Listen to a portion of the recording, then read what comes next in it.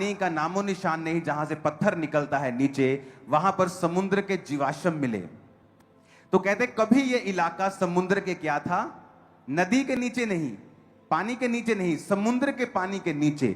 और वचन क्या क्या कहता है, सारी पृथ्वी के ऊपर क्या था, जल था, समुद्र था। परमेश्वर ने कहा पृथ्वी अलग हो जाए, पानी अलग हो जाए, सूखी भूमि दिखाई दे। वचन क्या हुआ, पूरा हुआ।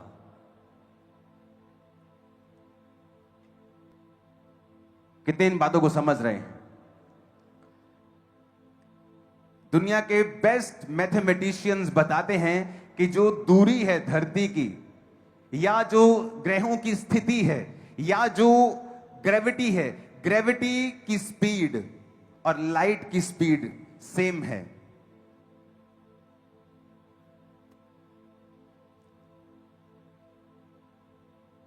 अगर लाइट की स्पीड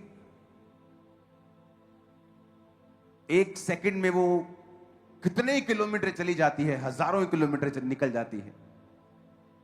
ग्रेविटी की सेम स्पीड है, और धरती की ग्रेविटी है जो लाइट के साथ मैच करती है। आपको यह इत्तेफाक लगता है क्या? सदोम और अमोरा के ऊपर परमेश्वर ने गंधक बरसाई थी, याद है कि नहीं याद? क्योंकि वो पापी थे, पुरुष पुरुष के साथ व्यभिचार करना चाहता था, पाप बढ़ गया था। तो वहां पर परमेश्वर ने लिखा, गंधक और आग बरसाने के कारण परमेश्वर ने उन नगर को क्या किया था, नाश किया था। और लूत को और उसकी पत्नी और दोनों बेटियों को परमेश्वर ने बचा लिया। एंड में लूत की पत्नी ने पीछे देखा और नमक का खंबा बन गई। दोनों बेटियां चरित्रहीन थी, क्योंकि उन देशों में पैदा और पली बड़ी थी, और उन देशों में पैदा होने के कारण चरित्र नहीं था। बाप से संतान को पैदा किया, और परमेश्वर ने कहा अम्मोनी मोआबी मेरी संगति में कभी ना आने पाए, और वो भी हट गई, और उसके बाद सिर्फ लूत रह गया। समझ आई आपको? अब जब सल्फर की, गंधक की खदानें खोजी जाती हैं, तो वो इंडोनेशिया में मिलता है, जहां पर वोल्केनिक, जहां पर ज्वालामुखी होते हैं। आप फोटोज देख सकते हैं, उन फोटोज में आपको नजर आएगा। वो यहां मिलता है जहां उनके जो भंडार हैं सल्फर के, जो दुनिया में चाइना में है, इंडोनेशिया में है, न्यूजीलैंड में है, बहुत सारी जगहों में है।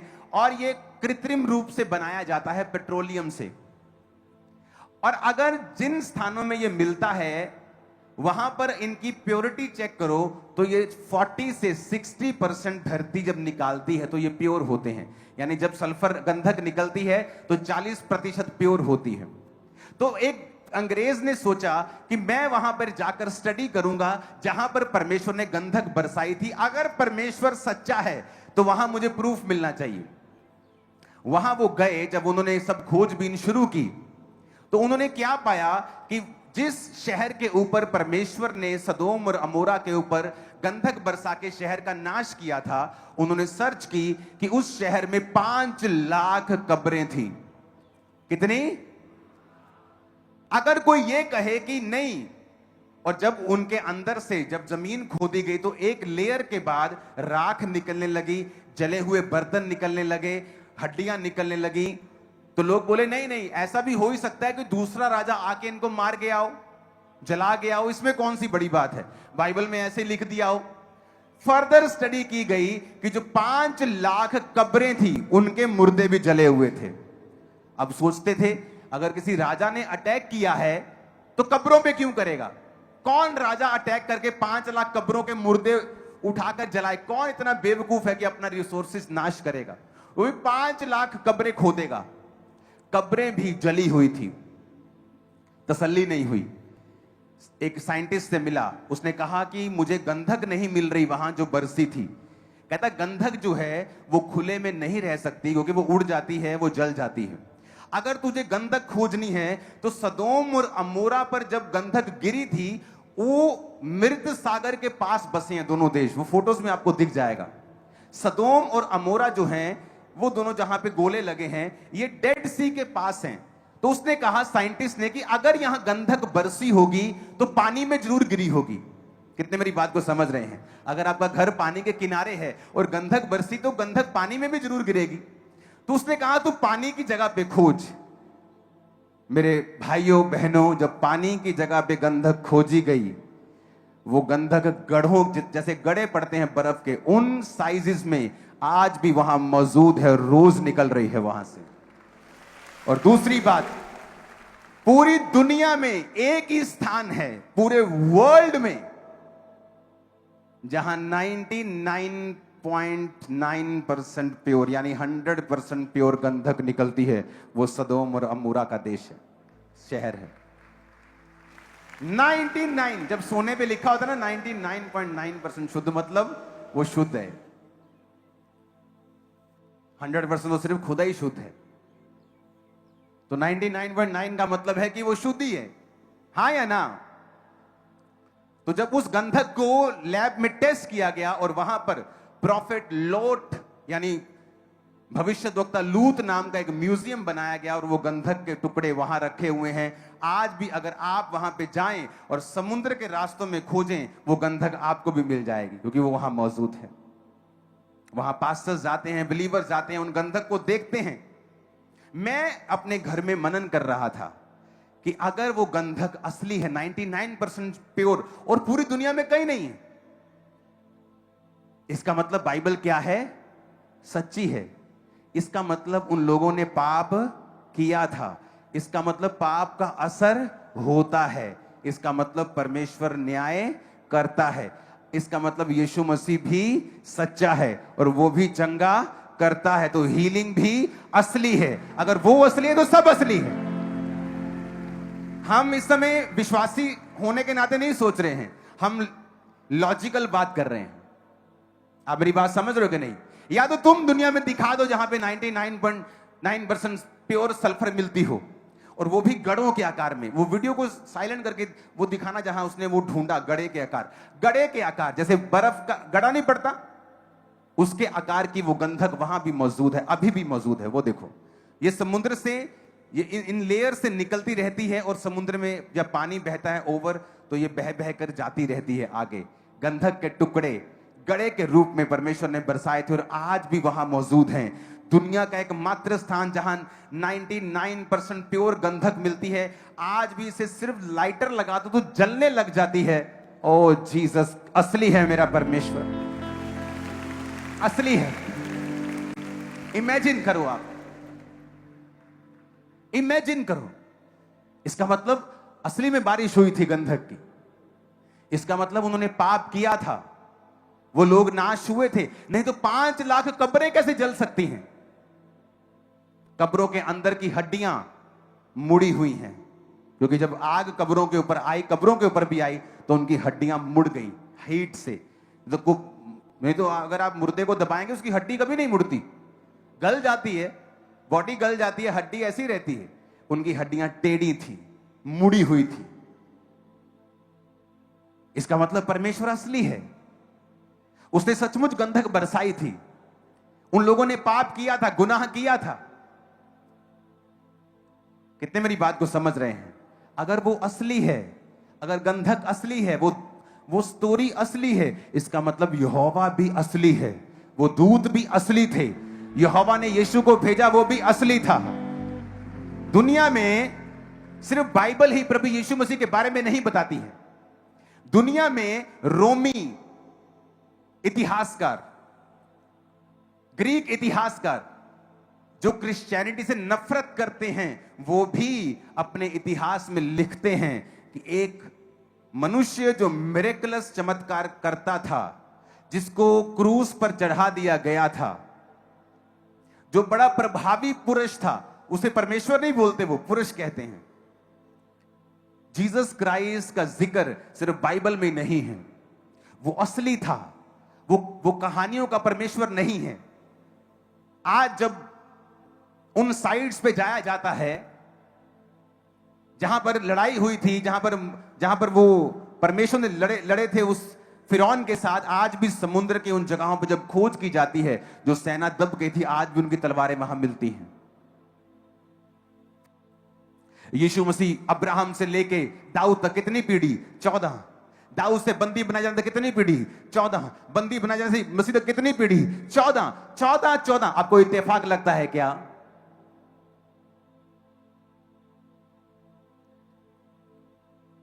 आपको यह इत्तेफाक लगता है क्या? आपकी लाइफ कैलकुलेटेड है। जीसस ने कहा तुम्हारे बाल गिने हुए हैं, तुम्हारा ब्लड कितने ml है गिना हुआ है, तुम्हारे बाल गिने हुए। उसने कहा तुम अपने बालों को उजला काला नहीं कर पाओगे।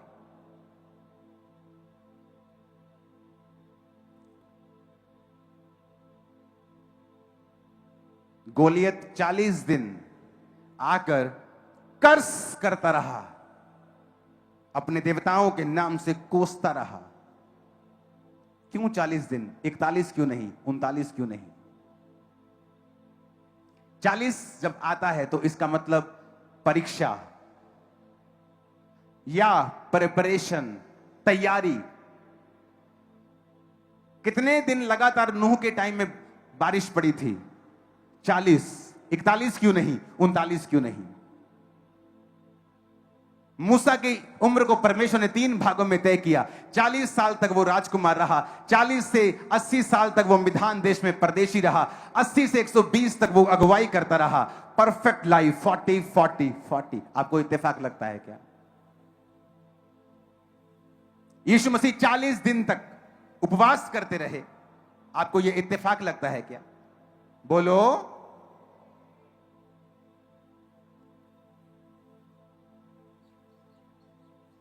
हालेलुया।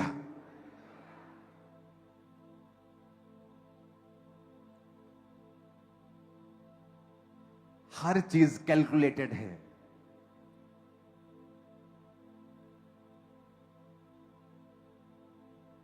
वो 40 दिन आकर कर्स करता रहा। 40 दिन मूसा एक बार फिर परमेश्वर के पास गया, फिर 40 दिन गया। यीशु मसीह जी उठने के बाद कितने दिन तक रहे चेलों के साथ? 40। अरे वो तो नंबर्स, इतना बड़ा वो मैथमेटिशियन है, आपकी लाइफ को क्या छोड़ देगा। वो इतना परफेक्ट करेगा कि परफेक्ट शर्मा जाएगा जब आपको देखेगा। मैं आपको इसलिए कह रहा हूं कि नथिंग इज इत्तेफाक। कुछ भी कोइंसिडेंस नहीं है कि हां भी ये इत्तेफाक से हो गया। इत्तेफाक कुछ नहीं है। अपने पड़ोसी को बोलो, कुछ भी इत्तेफाक नहीं है। फिर से बोलो अपने पड़ोसी को हो। आमीन। कुछ भी इत्तेफाक। फिर से बोलो अपने पड़ोसी को, कुछ भी इत्तेफाक। आमीन। वो कर्ज करता रहा 40 दिन।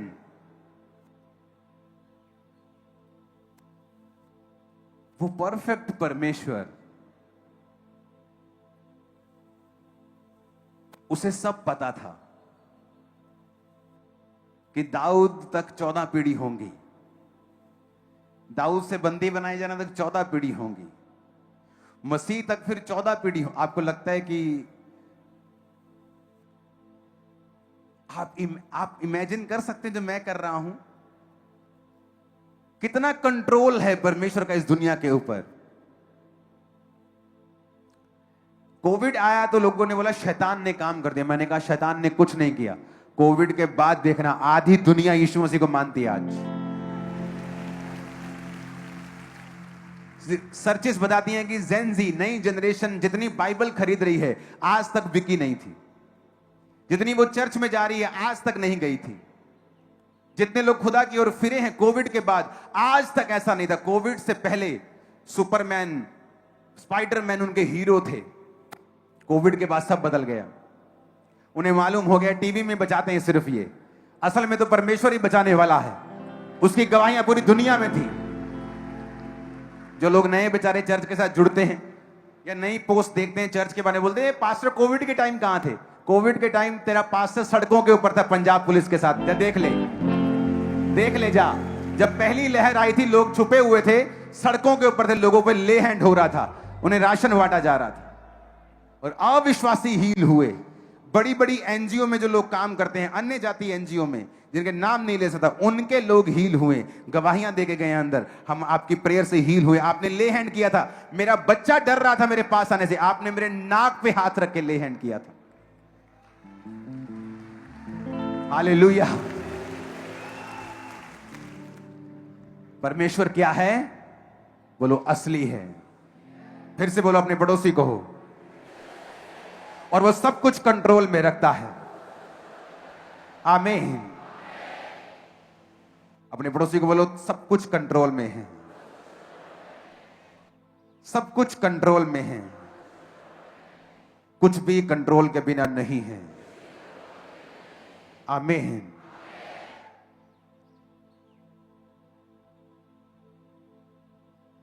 प्रेगनेंसी अगर आप देखो तो 40 हफ्ते होती है, परफेक्ट।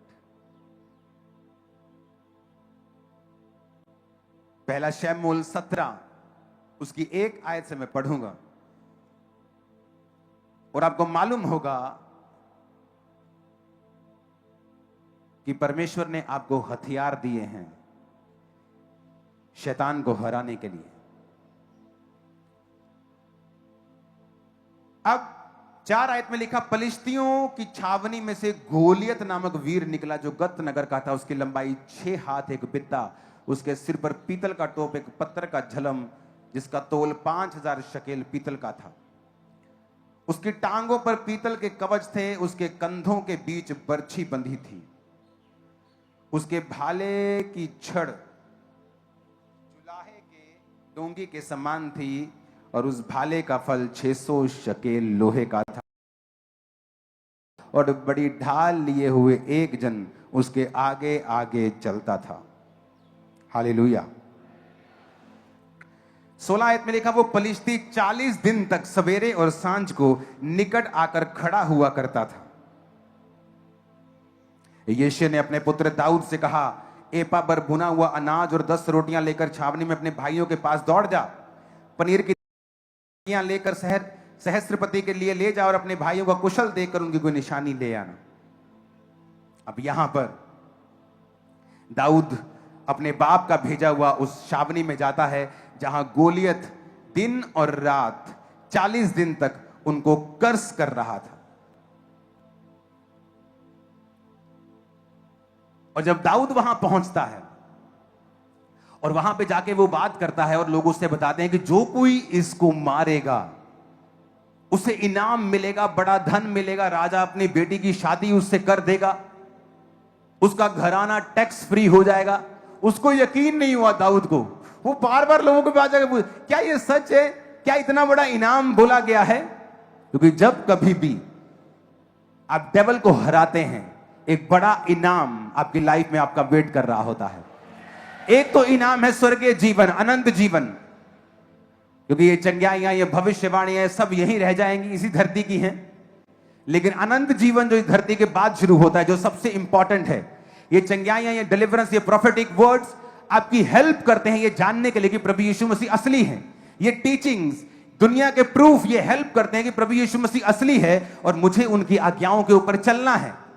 कितने मेरी बात को समझ रहे हैं? अब यहां पर उसे मालूम पड़ता है कि एक बड़ा इनाम उसकी वेट कर रहा है। और उसने कहा, क्या यह सच है कि वो सब कुछ मिलेगा मुझको जो उसे मारेगा? और वचन कहता है, जब वो राजा के पास गया और उसने कहा, उस परमेश्वर ने जिसने भालू को मेरे हाथ में कर दिया, शेर को मेरे हाथ में कर दिया, राजा ये आदमी को मैं मार दूंगा। और मैं आपसे क्या बोलता हूं कि जब कभी तुम शैतान को हराओगे, किस चीज के साथ हराओगे? अपनी टेस्टिमनी के वर्ड के साथ, अपने वचन, गवाही के वचन के साथ। मेमने के लहू और गवाही के वचन के कारण वो शैतान के ऊपर क्या हुए? फतेहमंद हुए, जयवंत हुए। दाऊद को टेस्टिमनी की पावर मालूम थी, उसने टेस्टिमनी दी कि परमेश्वर मुझे छुड़ाता आया है, मैं इसे मार दूंगा। राजा ने अपने वस्त्र पहनाए, लेकिन वो उसने नहीं पहने, और वो किनारे से 5 पत्थर उसने लिए। एवरीथिंग बाइबल का एक एक वचन प्रोफेटिक है। दाऊद ने उसको मारा। अगर हम जीसस क्राइस्ट की संतान हैं तो हम भी दाऊद की और अब्राहम की क्या हैं? संतान हैं। अगर उसने उसको मारा वचन के साथ, टेस्टिमनी के साथ, तो हम भी शैतान को खत्म कर सकते हैं वचन के साथ, टेस्टिमनीज के साथ। हमारे लिए भी एक ह्यूज प्राइस रखा है। जिस तरह दाऊद एक्साइटेड था उस प्राइस के लिए, मैं आपको कह रहा हूं, जिस दिन आप इस शरीर के ऊपर फतह पाकर शैतान को हरा देंगे वचन के साथ, एक एक्सलेंट, एक बेस्ट, ग्लोरियस टेस्टिमनी से भरी हुई लाइफ आपका वेट कर रही है। आप जानते नहीं वो कैसी है। जिस दिन मैं चर्च में गया था नशे के साथ भरा हुआ और पागलपन के दौरे पड़ते थे, और जब पास्टर मुझसे कहता था कि तू प्रभु का एक बड़ा दास बनेगा, मुझे लगता था कि ये एक आदमी को जो डिप्रेस है उसे तसल्ली देते रहते ये लोग। मुझे बिल्कुल यकीन नहीं था, लेकिन वो लोग देख पा रहे थे।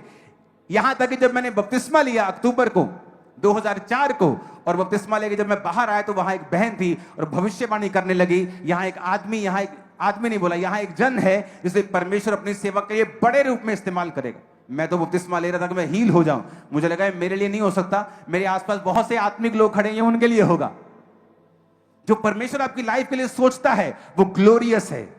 शॉर्ट कहां हैं हम, कम कहां हैं कि हम उस प्लान को समझ नहीं पाते हैं, हम वचन का प्रयोग नहीं करते हैं। दाऊद ने कितने पत्थर लिए थे वहां से? कितने लिए? नहीं, ऊंची आवाज में बात करो मुझसे। कितने पत्थर लिए वहां से? 5 पत्थर। और नए नियम में कितने पत्थर हैं शैतान को मारने के लिए? 5। कौन कौन से? पहला कौन है? प्रेरित। दूसरा कौन है?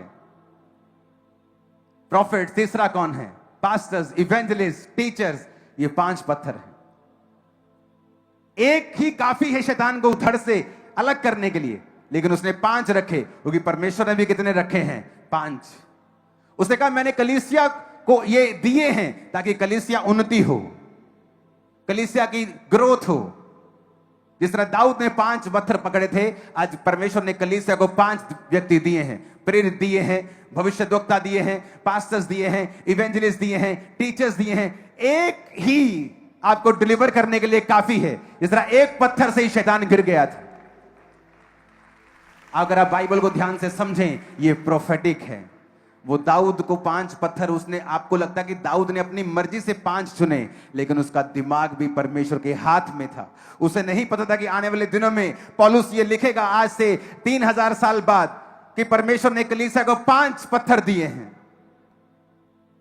आपको लगता है बाइबल इत्तेफाक है? जैसे जैसे आप उसमें घुसते जाएंगे, मैं आपको बता सकता हूं, अगर मैं मिरेकल्स करना छोड़ दूं, मैं बाइबल से तब भी लाखों लोग बचा सकता हूं सिर्फ प्रचार करके। मैं प्रूफ कर सकता हूं यीशु मसीह असली है। इतिहास से, प्रूफों से, उन जगहों के प्रूफ से मैं प्रूफ कर सकता हूं कि यीशु मसीह असली परमेश्वर है, जीवित परमेश्वर है। उन बातों का कोई जवाब लोगों के पास नहीं होगा, लेकिन परमेश्वर ने वरदान दिए हैं कलीसिया में, ताकि तुम और जयवंत हो जाओ, ज्वलंत हो जाओ, तुम्हारा विश्वास 7वें आसमान पे चला जाए। ऊंची आवाज में को हालेलुया, ऊंची आवाज में को हालेलुया। 40 आयत में लिखा है, तब उसने अपनी लाठी हाथ में ली। वचन, लाठी का मतलब है वचन। नाले में से 5 चिकने पत्थर छांट कर अपने चरवाहे की थैली झोले में रखे और अपना गोफन हाथ में लेकर पलिश्ती के निकट गया। पलिश्ती चलते चलते दाऊद के निकट पहुंचने लगा और बड़ी ढाल लिया, उसके आगे आगे चला। पलिश्ती ने दृष्टि करके दाऊद को देखा, छोटा समझा वो, क्योंकि लड़का था और मुख पे लाली थी और वो सुंदर था। पलिश्ती ने कहा, क्या मैं कुत्ता हूं, तू लाठी लेके मेरे पास आया है? तब पलिश्ती अपने देवताओं का नाम लेकर दाऊद को कोसने लगा। उसने कहा, मेरे पास आ, मैं तेरा मांस आकाश के पक्षी और वन पक्षियों को दे दूंगा। काश कलीसिया समझदार होती, क्योंकि शैतान जब वचनों के साथ आपके पास आता है, आप जानते हैं क्यों? जब वो सेना जिसने बड़े राजाओं को मारा, शाऊल की सेना ऑर्डिनरी सेना नहीं थी। शाऊल की सेना कैपेबल थी, बड़े बड़े राजाओं को मारने का उनमें दम था। पर जब शाऊल ने पाप किया और प्रभु की ग्लोरी उससे हट गई, तो शैतान उस पर टॉर्चर करने लगा। और गोलियत क्या बोलता था?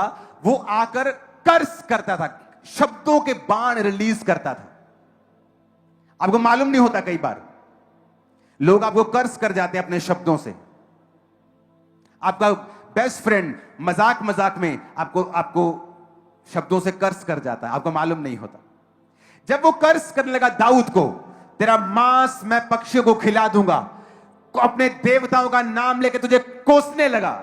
वचन कहता है दाऊद ने कहा, दाऊद ने पलिश्ती से कहा, तू तलवार, भाला और सांग लेकर मेरे पास आता है, परंतु मैं सेनाओं के यहोवा के नाम में तेरे पास आता हूं, जो इस्राएली सेना का परमेश्वर है, और उसी को तूने ललकारा है। आज के दिन यहोवा तुझको मेरे हाथ में कर देगा, मैं तुझको मार दूंगा, तेरा सिर तेरे धड़ से अलग कर दूंगा। आज के दिन पलिश्ती सेना के शव आकाश के पक्षी और पृथ्वी के जीव जंतु को दे दूंगा, तब समस्त पृथ्वी के लोग जान लेंगे इस्राएल में एक परमेश्वर है। आमीन। ऊंचा चाहिए चर्च। और यह समस्त मंडली जान लेगी कि यहोवा तलवार या भाले के द्वारा जयवंत नहीं करता, क्योंकि संग्राम यहोवा का है, वही तुम्हें मेरे हाथ में कर देगा। उसने वचन बोले। आजकल इसे वचन नहीं बोलती। जब डॉक्टर बोलता है कि तुम 6 महीने के मेहमान हो, मैं ना मरूंगा वरन जीवित रहूंगा और परमेश्वर के कामों का वर्णन। आपको कोई दिक्कत हुई और आपके वही सिम्टम्स हैं जिस सिम्टम से आपके दादाजी को प्रॉब्लम हुई थी, और वही सिम्टम से आपके फादर को प्रॉब्लम हुई, और कोई फैमिली मेंबर आपको बोलता है शायद आपको भी वही है। नहीं, मुझे कोई जनरेशनल कर्स की प्रॉब्लम नहीं हो सकती, क्योंकि मैं मसीह में नया हूं। और सडनली जैसे ही वो व्यक्ति डॉक्टर के पास जाके अपनी स्कैनिंग करता है, डॉक्टर बोलता है आपका वो हिस्सा आम व्यक्ति से भी ज्यादा अच्छा है। You are more normal than normal human. तुम नॉर्मल आदमी से भी ज्यादा अच्छे हो, क्योंकि वचन बोला। वचन क्या किया? बोला। सोचा नहीं, पता है नहीं, बोला। उसने कहा तू तलवार लेके मेरे पास आता है, लेकिन मैं यहोवा के नाम में तेरे पास आता हूं। आज तेरे और तेरे इन साथियों का शव मैं आकाश के पक्षी को और जीव जंतु को दे दूंगा, क्योंकि मैं लड़ाई मेरी नहीं है। लड़ाई क्या है? किसकी है? और समस्त मंडली जान लेगी यहोवा तलवार और भाले से जयवंत नहीं करता। जब उसके पास गोलियत आ रहा था तो दाऊद पीछे पीछे नहीं गया, आगे गया, फॉरवर्ड गया, फ्रंट में गया। शैतान का सामना कर, वो तेरे सामने से क्या होगा? भाग जाएगा। और एक पत्थर मारा माथे के ऊपर। जब किसी को कोई चीज हिट करती है, ठा, वो पीछे की ओर गिरता है कि आगे की ओर गिरता है? पर दाऊद वो गोलियत कहां गिरा? आगे की ओर। इसका मतलब वो विजय नेचुरल नहीं थी, सुपर नेचुरल थी। वो नेचुरल नहीं था। अगर नेचुरली कोई चीज आप पे हिट की, ठा, आप पीछे की ओर जाते हैं, बैलेंस खत्म हो गया, पीछे की ओर चले गए। पर उसमें जब ठा बजा, वो भाई साहब आगे की ओर आए, वो मरा। उसी तरह से वो शैतान जो तुम पे अटैक करता है, उसकी डेथ होगी आपकी लाइफ से, और वो सदा के लिए निकल जाएगा। उसके सारे काम मर जाएंगे जो उसने आपकी लाइफ में किए हैं। आमीन। उसका आगे गिरना यह बात बताता है कि तुम्हारा युद्ध नहीं है, तुम ताकत से नहीं जीत सकते, बुद्धि से, पढ़ाई से नहीं जीत सकते। यहोवा तुम्हें जितवाएगा, लेकिन तुम्हें सिर्फ वही करना यहोवा कहता है। तुम्हें अपनी ड्यूटी पूरी करनी है, घबराना नहीं है, वचन के साथ जुड़े रहना है, गवाही देते रहना है, गवाही खराब नहीं होने देना है। आप संडे चर्च नहीं आते, आपकी गवाही खराब हो चुकी। आप अपने आप को क्रिश्चियन मत कहें। आप सुसमाचार में कोई हिस्सा नहीं डालते, आप अपने आप को क्रिश्चियन मत कहें।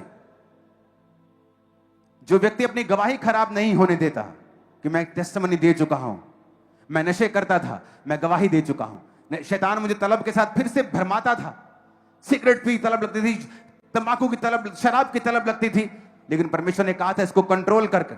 अब वो अटैक नहीं है, वैसी तलब नहीं आती थी वापिस। कंट्रोल किया, गवाही को खराब नहीं होने दिया।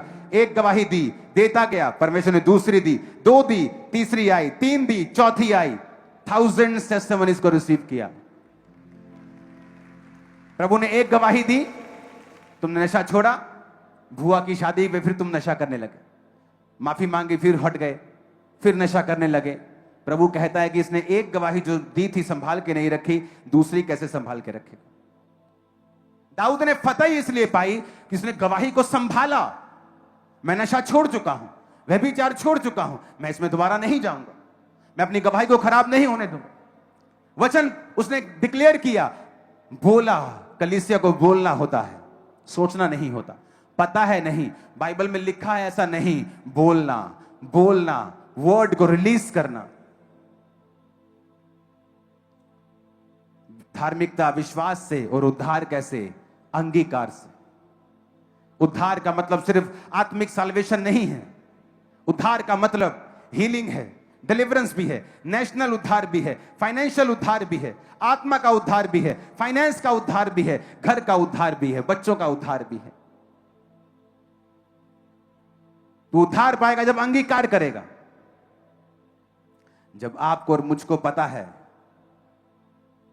कि ये वचन असली है, इसकी बातें असली हैं, प्रूफ असली हैं, तो ये बोलने पर काम भी करेगा। ये भी असली है, काम करेगा, ये काम करेगा। तो ये आपकी लाइफ में काम करेगा जब आप इसे बोलेंगे।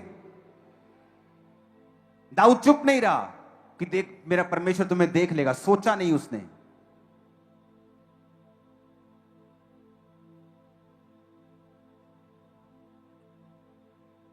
उसने बोला।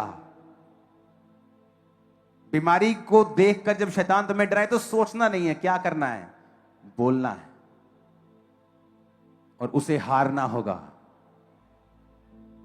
उसे हारना होगा, उसे हारना होगा।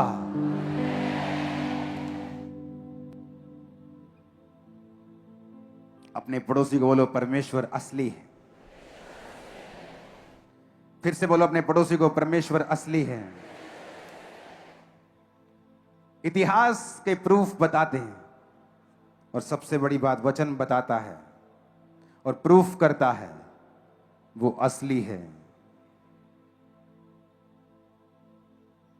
दाऊद के पास तलवार नहीं थी, जब वो गिरा तो उसी की तलवार लेकर उसका सिर धड़ से अलग किया। अपने हाथों को उठा। जिस शर्मिंदगी से शैतान तुम्हें शर्मिंदा करना चाहता है, मैं प्रोफेसी करता हूं, तुम वचन जब बोलोगे वो शर्मिंदगी उस पर लौट जाएगी जो तुम्हारे लिए तैयार की गई थी। जिस ट्रबल से वो तुम्हें ट्रबल देना चाहता है, मैं भविष्यवाणी करता हूं कि वो ट्रबल उस एनिमी पे, उस शैतान पर वापस लौट जाएगा और उसी से मैं मर जाएगा जो तुम पे देना चाहता है। वो शर्मिंदगियां, वो अटैक्स जो तुम्हारे लिए तैयार किए गए हैं, आज मैं घोषणा करता हूं, तुम्हारी जिंदगी में वो काम ना करने पाएंगे, बल्कि वापस चले जाएंगे इन जीसस नेम। तुम बोलते हो मैं तुम्हारा अगुआ हूं, तुम पर स्पिरिचुअल अथॉरिटी रखता हूं, और मैं तुम्हारी लाइफ के ऊपर बोलता हूं, तुम आशीष के हकदार हो, श्राप के नहीं। जितने श्राप तुम्हारी जिंदगी के ऊपर बोले गए हैं, वो सारे श्राप आज से कैंसिल हैं यीशु मसीह के सामर्थ्य नाम में। आज से जो लोग यहोवा के वचन पर चलते हैं, पवित्रताई से, बिना व्यभिचार के, बिना नशे के, मैं घोषणा करता हूं, तुम दुनिया के जिस भी कोने में जाओगे सिर्फ फेवर हासिल करोगे, सिर्फ ऊंचाई हासिल करोगे। मैं घोषणा करता हूं, तुम जब भी लोगों के सामने जाओगे फेवर हासिल करोगे इन जीसस ने। एक दुख है जिसका वायदा खुदा ने किया है तुम्हें मिलेगा, वो है सताव। पर परमेश्वर ने कहा ये दुख मत समझना, जब सताव हो तो समझना तुम्हारे लिए स्वर्ग में एक बड़ा फल है। मैं आज तुम्हारी लाइफ पे प्रोफेसी करता हूं, वो शर्मिंदगी चाहे बांझपन की हो, बीमारी की हो, श्रापों की हो, गरीबी की हो, आज से सारी शर्मिंदगियां वापिस जाए, टर्न अराउंड हो आपकी लाइफ में बड़ा। आमीन। ऊंचा ये आशीष हमारी है चर्च।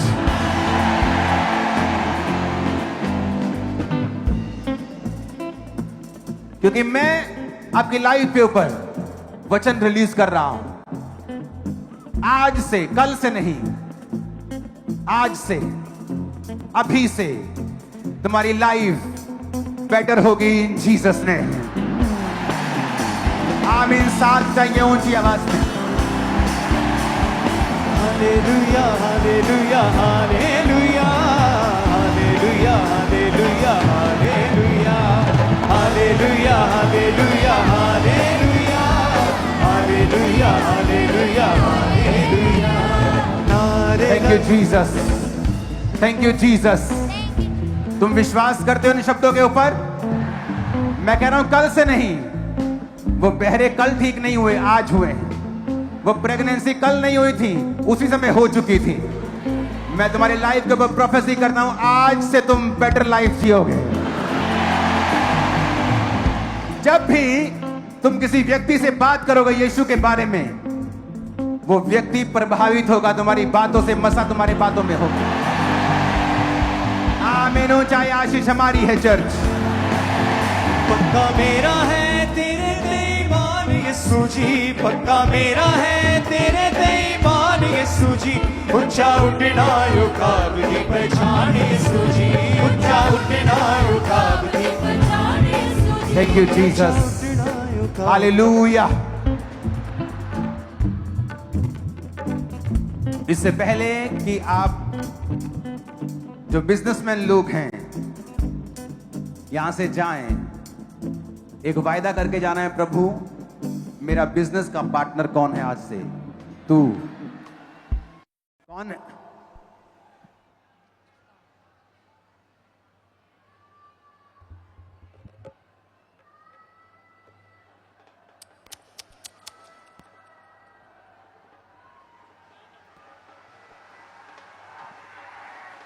हाथों को उठाओ। Thank you Jesus.